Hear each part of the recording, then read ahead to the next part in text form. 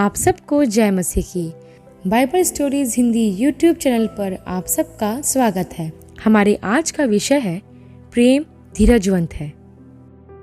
अनीता हर रोज अपने बेटे के कमरे में जाकर उसकी अस्त व्यस्त कमरे को ठीक करती थी। एक दिन रोज की तरह अनीता अपने बेटे के कमरे में जाती है और क्या देखती है कि उसके बेटे के कपड़े कल से जमीन पर पड़े हुए हैं। अनीता ने इन कपड़ों को धोने के लिए देने को कहा था, परंतु बेटे ने माँ की बात को अनसुना कर दिया। ऐसा वाक्य पहली बार नहीं हुआ था, परंतु प्राय होता रहता था। अनीता को गुस्सा तो बहुत आया।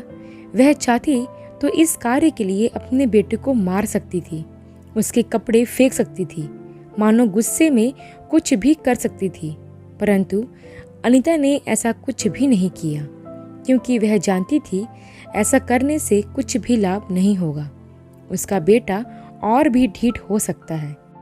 इसलिए अनीता बेटे को सिखाने के लिए कुछ क्रिएटिव रास्ता ढूंढने लगी। अनीता के लिए ऐसा करना इसलिए संभव हो सका क्योंकि वह अपने बेटे से प्यार करती थी। यह माँ का प्यार ही था जिसने उसे धीरज दिया ताकि उसका बेटा सुधर सके। वचन हमें बताता है प्रियो कि प्रेम धीरजवंत है। बाइबल हमें बताती है 2 पतरस 3 अध्याय के 9वें वचन में, जहाँ लिखा है कि प्रभु यीशु मसीह का दोबारा आगमन इसलिए जल्द नहीं हो रहा है क्योंकि वह चाहता है कि कोई भी नाश ना हो, परंतु सबको मन फिराने का अवसर मिले।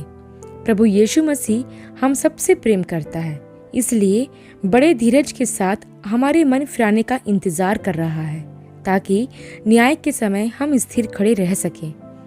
अनीता अपने बेटे से प्यार करती थी, इसलिए उसने अपने बेटे पर गुस्सा नहीं किया, परंतु यदि गुस्सा करती तो शायद गुस्से में कुछ ऐसा कर जाती जो उसे पाप का भागी बनाता। प्रेम से धीरज उत्पन्न होता है जो हमें पाप करने से बचाता है। यदि हम किसी से प्यार करते हैं तो अगर वह कुछ बुरा भी कर रहा है तो हम सह लेते हैं। यह हमारा आपसी प्रेम ही है जो हमें उसके बुरे व्यवहार या आदत को सहने के लिए धीरज प्रदान करता है और उद्धार के मार्ग में ले चलता है। परमेश्वर आप सबकी सहायता करे। आप सबको जय मसीह की।